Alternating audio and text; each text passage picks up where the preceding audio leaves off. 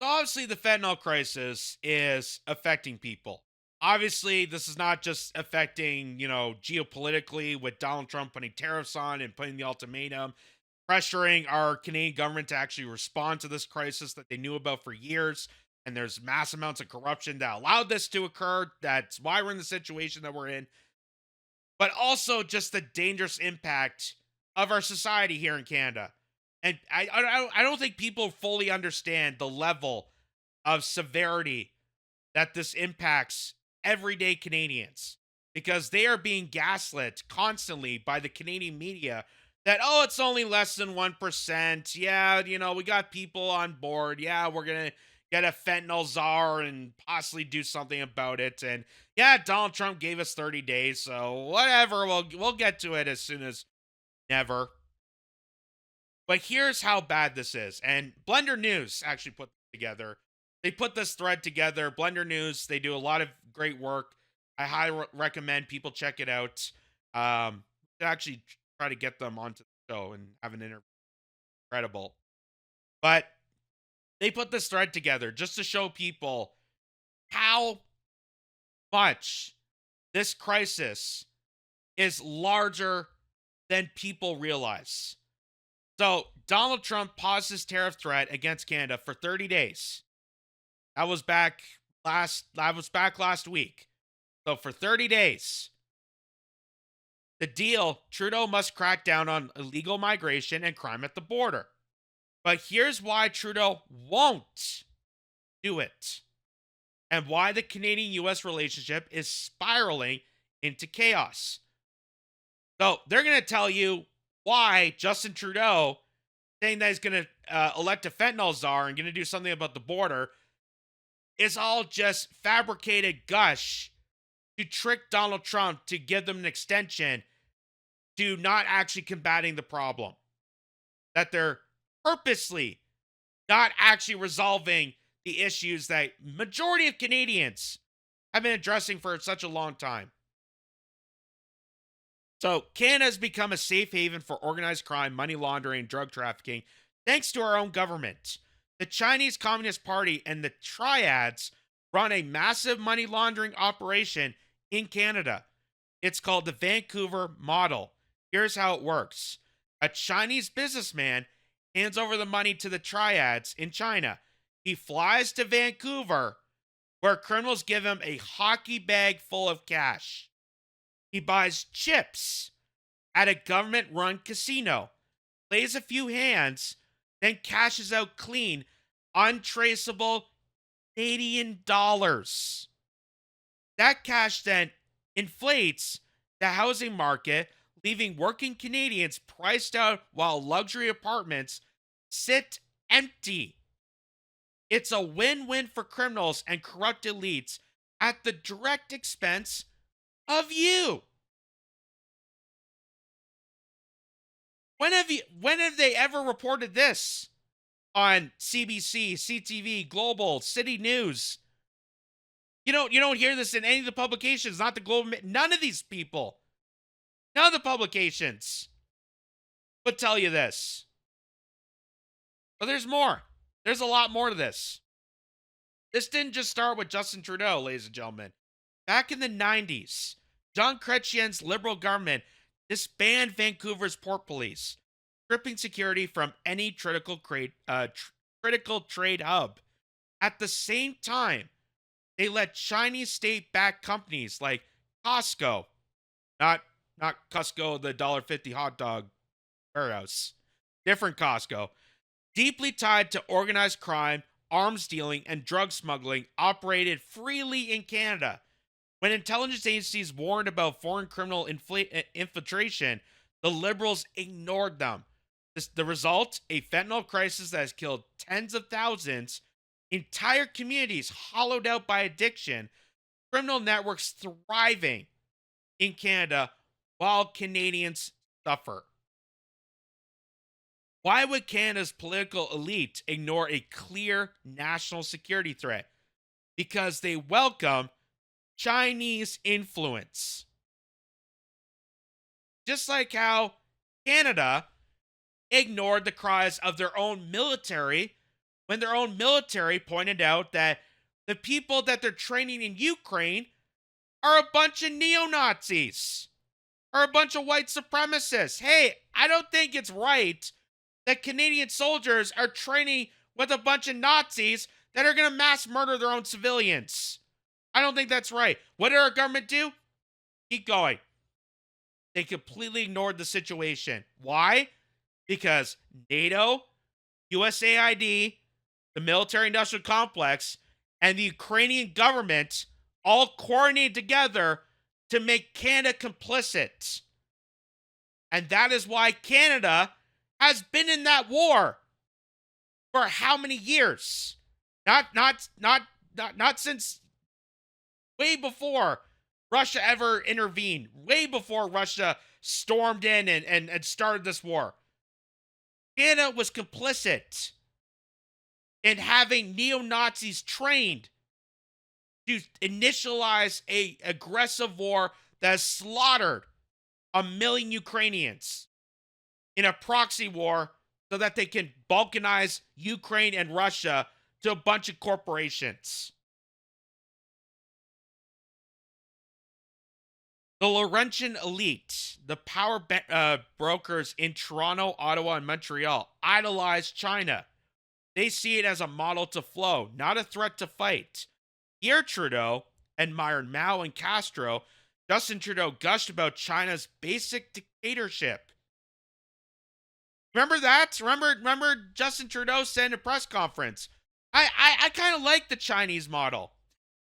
I kind of like the basic dictatorship where we just scold people and complicit them and we have tracking of their social life. That's why they want to create all these applications, put Canada in a digital ID system, the ArriveCam app, and they want to take control and seize assets of your finances, your house, everything, and monitor control your everyday life, your day-to-day life. Jean Chrétien had sketchy financial ties to China. Jean Charest cozy up to Huawei. That's the cell phone company. That's the tech company. Stephen Gilbert, current environmental minister, is vice chair of a Chinese advisory board. Get that. The guy who's responsible for the environment of Canada also sits on a Chinese advisory board. And they don't point that out. They don't point that as a flaw. They don't point that as a in breach on the Canadian government. Hey, you have a guy that represents a foreign country's corporation that is running the Ministry of the Environment. You don't think that's a breach of trust? You don't think that's interference? You don't think that's problematic for the democracy of Canada? This is why China is allowed to operate freely inside Canada. Justin Trudeau was raised to defend the Chinese Communist Party. His father insisted that Mao's 40 million dead in mass famines were not to be criticized. Do you really think someone trained to excuse genocide will care about CCP-backed cartels flooding Canada and the U.S. With fentanyl? Fast forward to today, Canada's drug crisis is worse than ever. How bad is it? A single drug super lab in British Columbia was found with 54 kilograms of fentanyl, enough to kill 27 million people. 27 million people in one lab in Canada. And you know that not only the Chinese are involved in this, not only that, but you know that other countries, you know that the CIA has involvement to the cartels. You know that the intelligence communities and the banking institutions allow this to go on. They're complicit with the criminal organizations. And it's all one big giant corrupt cabal. That the cartels are working with the feds. They're not the criminals. They're working with the feds. But yeah, we're the criminals for pointing this out. We're the criminals for reporting on this. We're the criminals that have wrongthink and don't allow for Justin Trudeau and Melanie Jolie and Chrystia Freeland and Dominic LeBlanc and all the other people and Mark Carney to continue this on.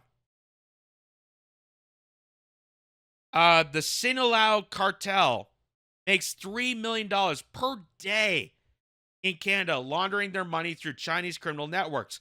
Meanwhile, Canada's elite tried to downplay the issue, claiming only 1% of fentanyl entering the U.S. comes from Canada. Former RCMP official Gary Clement called that a crock of shit. Vancouver has become the weakest link in North America's war on drugs. And as we stated before, a lot of these provinces in the Pacific Coast, particularly BC, lack security. And that is why there's a crisis of the border. That is why Donald Trump stepped in and scolded Canada and put the ultimatum to Canadians, not because he's a bully, because he recognized the fact that, hey, your border has neglected for such a long period of time that we could see openly that there's criminals walking back and forth between the border, between Canada and the United States. We could see the criminal activity. We know it's happening. Canadians know it's happening. And what did Justin Trudeau do? Nothing. He sat on his hands and just let it be. Oh, it's only 1%. It's not a big deal. 54 kilograms. Enough to kill 27 million people in one lab. One. And that's not just corruption. It's criminal collusion. Trudeau says he'll throw money at the Canadian Border Services Agency to fix the problem. But the CBSA is infested with organized crime. Luc Sabron, an ex-CBSA officer, exposed how cartels infiltrated the agency. We showed the video of him testifying that. When he refused to destroy evidence, a cartel member threatened his family. We showed him that. We showed that the whistleblower was threatened by the cartels. And he had to comply to them. The border agents had to comply to the cartels. Why? Because the cartels are vastly more powerful and influential because the federal government is working with them. Is working with the cartels, along with the CIA, along with the Chinese government, along with other governments around the world. It is one giant criminal gangbang that is screwing over this nation. And that is why Donald Trump spoke out what he did. Why he did that threat to Canada, saying you got to beef up border security.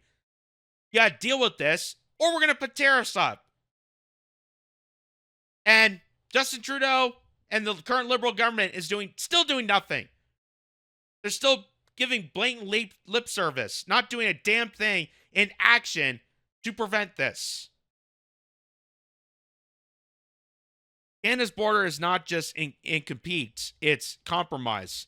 The rock goes all the way to the top. Intelligence agencies flagged Canadian politicians for the ties to underground casinos, the same casinos run by organized crime. Then there's Liberal MP Randy Boissonneau. You know, the guy who couldn't know about his identity. He was first he was a white guy, then he was Irish, then he was indigenous, but he didn't know what indigenous part of Canada he was from. Yada yada yada, and then he had to resign because he lied so many times. He's such a great, trustworthy person, right? He shared an address with an international drug smuggler caught trafficking 460 pounds of cocaine. What's the difference between our political class and a drug cartel at this point? There is no difference.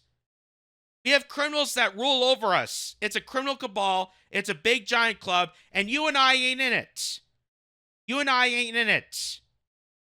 Because God forbid you have morals. God forbid you have a soul. God forbid you have basic common sense and understand reality and willing to work with one another. God forbid. That's how it makes you somehow the worst person imaginable, while the worst people, the actual worst people, are taking control of you. Canada is not isn't run by leaders. It's run by criminals in suits. Until the Laurentian elite face real accountability, with many ending up behind bars, the crime and drug crisis will only get worse. Trump will never see action from Trudeau. The U.S. Canadian relationship will keep crumbling. And why wouldn't it? Canada's elites hate America. For decades, they have positioned Canada as not America while embracing China as the future. So when the U.S. raises the alarm over China's infiltration of Canada, expecting Trudeau to clean house is laughable. The only path forward? Throw the criminals masquerading as politicians in prison and take our country back. That is the story you will never hear on mainstream television, ladies and gentlemen. No real in-depth report. You won't hear it from the Fifth Estate. You won't hear it on Marketplace. You won't hear any investigative show within Canada is not willing to report this. Not even really America is even pointing this out. Because they're one the same. Their federal government is working with the cartels. The CIA is working with the cartels to flourish them. How do you think Mexican cartels have American guns? How do you think they acquired them? When there's supposed to be a closed border, when there's supposed to be a cancellation, they can't smuggle guns throughout the border. How are they able to get all this money and munition to be a most powerful, corrupted, organized gang in the Western Hemisphere? Because the CIA backs them, because bankers back them, because we are run by a bunch of elite criminals that don't have any morals, don't have any substance, don't have any relevancy for the everyday person that they're supposed to be serving. So here, just to remind people, this was said back in December in the House of Commons when Pierre Poilievre, the leader of the opposition, the Conservative Party, really the front runner for prime minister at this point, because he is such far ahead compared to the NDP, compared to the Liberal Party, compared to anybody. He said this back in December, noting that what Donald Trump said actually made sense. Because we know about the fentanyl crisis, we know about organized crime, we know about the migrant crisis, we know that the whole thing is a sham, we know that they're not bringing people in because there's not enough workers, they know it's complete crap, they know that they're doing this intentionally for human trafficking purposes, for human smuggling, and for cheap labor. So they can exploit people, sell them off to corporations, and exploit the labor force. So that Canadians cannot organize and actually benefit from their work. And they're using them and scaring them with cheap labor, exploiting newcomers into the situation. But here's what went down in the House of Commons in December. Open the dialogue of this crisis. Listen to this. The results are in on the Prime Minister's radical liberalization of hard drugs. He teamed up with the BC NDP to decriminalize fentanyl, crack, and heroin. He lowered jail sentences for mass producers of deadly fentanyl. And 80% of the fentanyl made in Canada is done so using ingredients that are not even regulated, but come right into our country where they're cooked into that poison, now threatening our trade relationship with the U.S. Will he reverse his radical liberal drug agenda to save lives and jobs? He's not there. So what Pierre Poilievre is stating there is that a lot of provinces like BC, you just heard, but also here in Ontario and other places, have this safe supply law, have the safe injection sites that, oh, well, in order to wean people off of their addiction, you have to create these facilities so that people can go to whatever building and they can inject themselves safely, but conditionally. You have people that are monitoring the situation. And they say that's scientifical, that this is proven, that many experts have been saying about this. The problem with this is that it's not actually controlled in the way that they promise. There's actually no control over this. So these safe injection sites are basically plain empty buildings that they allow people to just fill themselves with more drugs. It doesn't actually combat their addictions. It doesn't actually do anything. It makes the situation worse because you're not actually full on support going after the problem, going after the addiction. And many people have pointed this out. Many experts, many drug physicians have pointed this out. Many therapists that deal with drug addiction have pointed this out. That you could say what you want about these safe injection sites, it doesn't actually solve the problem. It doesn't actually combat the crisis head on. But watch Justin Trudeau. He's allowed this predicament and start talking about, well, the science and the compassion. Well, listen how stupid this is. To do the work of delivering based on science, based on compassion, based on a public health approach on dealing with the toxic drug epidemic. He is instead continuing to try to score cheap political points on the backs of the most vulnerable. This is about science. This is about compassion. I didn't realize science was so empathetic. I didn't realize that a actual fact and scientific inquiry based on the health and well-being of not only just the Canadian dealing with addiction, but the well-being of the rest of Canadians comes down to the comfortability, the empathy. Oh my God. Hey, I heard that gravity is what makes things fall off of trees. If that's okay with you. What does that even mean? What does that even mean? What the hell does that even mean? It's just so blatant disregard. And jobs. He's not there to do the work of delivering based on science, based on compassion, based on a public health approach on dealing with the toxic drug epidemic. He is instead continuing to. By the way, this is coming from the same people that fired a bunch of physicians, doctors, nurses that were treating people with a viral outbreak known as coronavirus, and were doing it effectively, but not in the approach and agenda of big pharmaceuticals, because they wouldn't comply with the big heinous agenda that was wrecking people's life. Because they wouldn't comply to that, they got fired. But yet this guy wants to talk about science. This guy wants to talk about public health measures. Bull crap. Bull crap. While you're silencing doctors who are actually saving people's life. And now we have a situation where healthcare is deteriorating. How many ER rooms are closing down in this country because of the lack of doctors and nurses, because they fired the people. They fired them. And then they won't rehire more people. They purposely undermine Canadians. That's why they're doing this. They want a drug crisis. They want people on the streets to be paranoid and addicted and sick and despair. Because that makes Canadians more vulnerable for them to take control over you. Oh, well, since you're incapable to make your own decisions, we're going to do that for you. We're going to do that for you. And it doesn't just end with the fentanyl. It doesn't just end with drug addiction.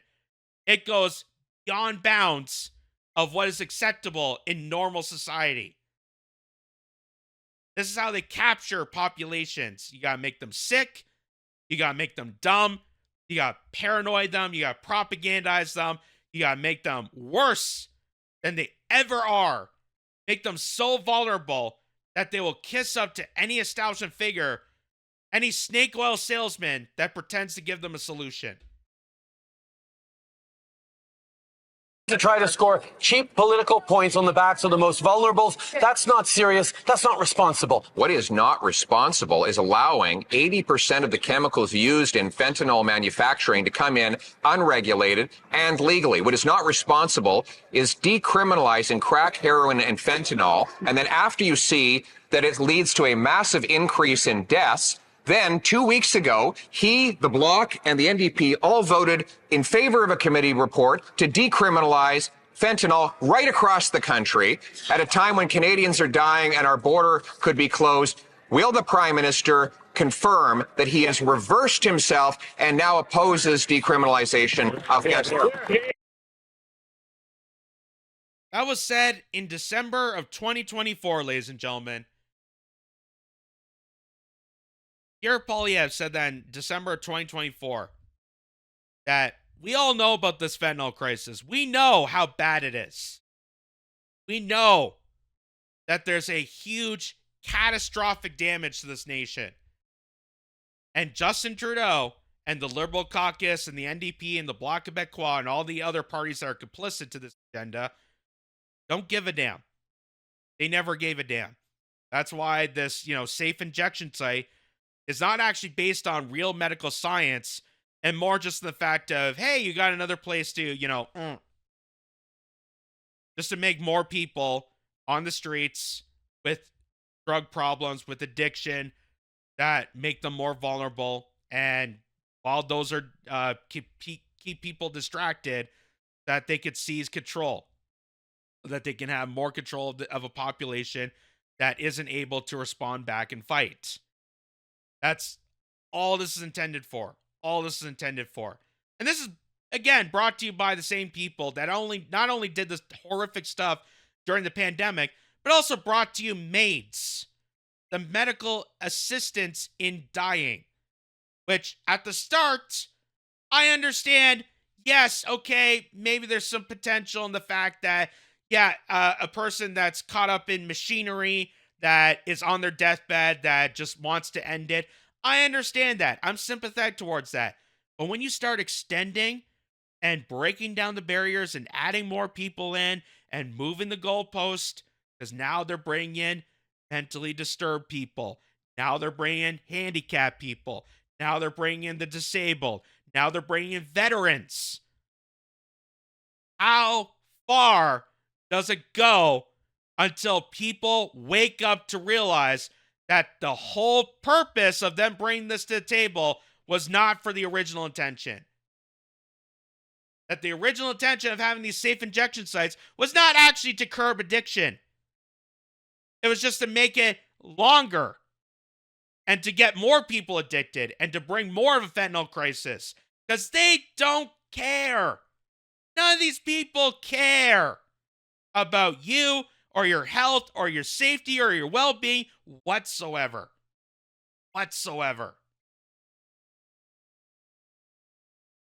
And here's the report here. This is from the biggest sophisticated super lab from the RCMP. Ironically, this is a report back on Halloween of 2024, where they say federal investigators take down the largest, most sophisticated drug super lab in Canada. The Pacific Regional RCMP, blah, blah, blah, transitional national dismantling the largest sophisticated. Look at how much. 95.5 million potentially lethal doses of fentanyl. Look at right there. 95.5 million potential lethal doses of fentanyl. So obviously, this lab has been going around and doing business and paying off people and swept under the radar for quite an extended long time. Because not only did they produce that much lethal doses of fentanyl, they're also complicit in mass amounts of ammunition. They've also gotten firearms. They've gotten handguns. They've gotten explosives from them. This is a well-connected crime. Well-connected criminal organization that's networked within Canada and also abroad. So they know about this. It's not just 1%. It's a whole damn problem. It's a whole problem that's affecting this nation. And that is why majority of the Canadians are pissed off of this government to the point that the President of the United States has to step in and smack their faces and say, you got to do something or we're going to take action.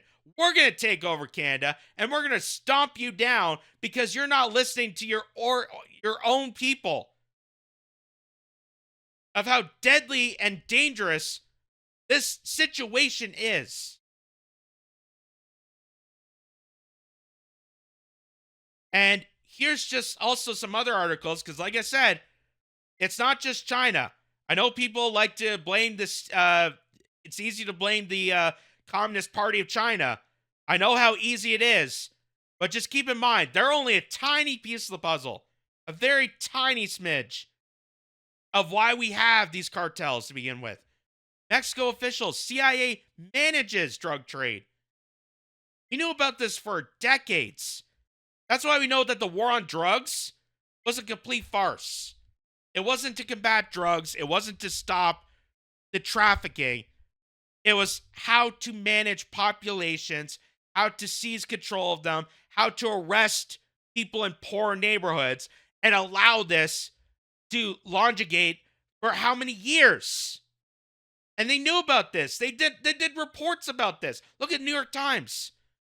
CIA says it found no link between itself and crack trade. Found no correlation after what? Their self-reports. Hey, we looked into ourselves and it turns out, yeah, we're not involved with this drug trafficking. Even though we have a network, even though we complicit, we send military-grade weaponry to these cartels. We give them money. We allow them to launder into our banking reserves. We know about this for how many years? That was back in 1997, that article from the New York Times. December 19th, 1997. And 2025, still dealing with this. Still. And it's only gotten worse. So, here is Jasmine Lane, who's a content creator. She used to be a famous journalist here in Canada. Now she does her own work podcast. And she's going to explain the crisis with fentanyl and how the Canadian population has been lied to and gaslit to sweep this under the radar for as long as it has. Listen to this. I'm sorry to do this, but dare we use some common sense today? I hear nonstop, oh, it's 1%, 1%. That's all that Canada contributes to the crisis at the border in regards to DR rugs. It's only 1%. How do they calculate that 1%? From seizures, right? Because if there is crime and illegal activity that doesn't get caught, it doesn't get reported. In fact, the RCMP have been sounding the alarm to our weakened, not as secure as it should be border for a very long time. Because according to an inquiry that recently happened in the House of Commons, there's over 4,000 crime gangs in Canada that are located here. Why do you think there's all these super labs that get busted every once in a blue moon out of Canada? So no, it's not that there's only 1% of illegal things happening crossing into the border, because how could they know that when they're happening illegally? Look at all of these. These are just a few numbers of what has been seized coming in from Canada, caught in the USA. That's a lot more than 1%. Really want to bring your attention to most sophisticated drug lab in Canada. That's a heavy headline, no? Well, the reason that it's so significant is that Canada is producing fentanyl right here. Yeah, we're doing it domestically, bitches. And you know what the best part of this is? Is that 1% of it is apparently going to the United States. But I'm going to show you what the 1% actually is. Investigators seized 54 kilograms of fentanyl. But what I find the most concerning about this whole thing is that the amount of fentanyl, look at this right here, 95.5 million potential doses. That means 2 doses for every Canadian. So I wonder where they get the 1% from. If you have 95 million doses, that's 30% of the American population. So again, what do you think about that? Is it true that it's only 1% of all of it? Yes, obviously Mexico is much higher than Canada is. Nobody's refuting that.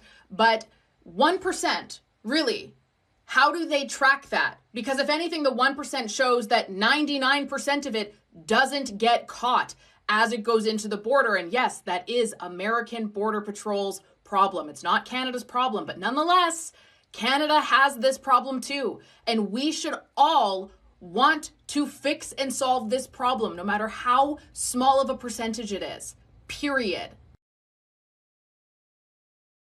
So there you go.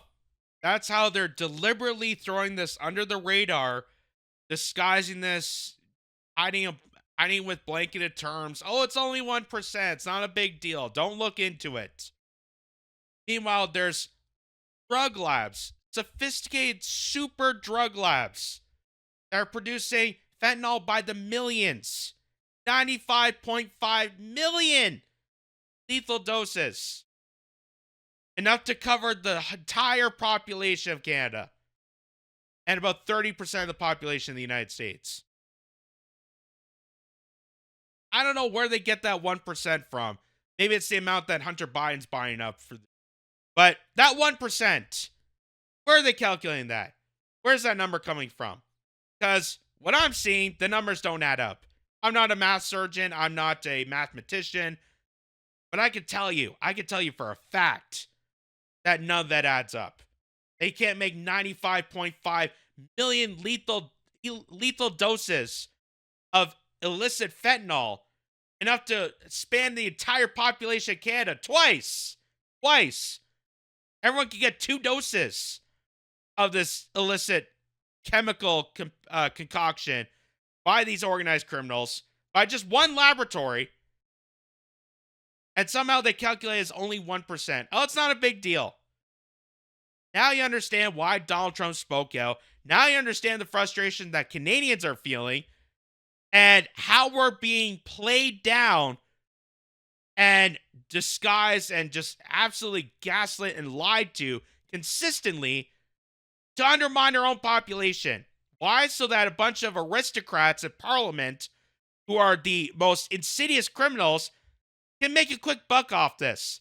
Because they're getting money from the cartels. They're getting paid off by these criminal organizations. They're getting paid off to allow this fentanyl scam to continue on, to flourish into our neighborhoods. That's killing people. And again, not surprising, coming from the same Liberal Party that purposely undermined Canadians during the pandemic crisis, that lied and manipulated and scapegoated and fear-mongered and completely dropped the ball on the health and well-being, the stability of this nation during those years, and also came up with maids. These are people that could not give a damn about you. And clearly, it's right in front of your face. It's as clear as day. These people within Parliament, the people that are running and controlling the country, don't give a damn. They don't recognize Canada as Canadians. They recognize Canada as just some sort of operation to their overlords, the WEF, for their globalist dictatorship to take over Canada, not as a country, but just as a segment, so that they could seize more control of a population. That's what all this endures. Because none of these people give a damn about your health and well-being. None of these people. That's why how it's so intertwined, how it's been going on for so many years, how it's not just Canada, it's also the United States, it's also in the UK, it's happening all over the place because of how interconnected all this is. Federal governments are working with intelligence agencies that are working with the cartels, that are working with criminal gangs to allow this to occur. Why? Because chaos makes the establishment thrive. It favors the establishment. It doesn't favor us. It favors the establishment so that we become so desperate for them to rule over us like a bunch of insidious Neanderthal, like a bunch of insidious oligarchs and a bunch of authoritarians to take measures and crack down on us. That's why they're doing this. And it's hurting populations.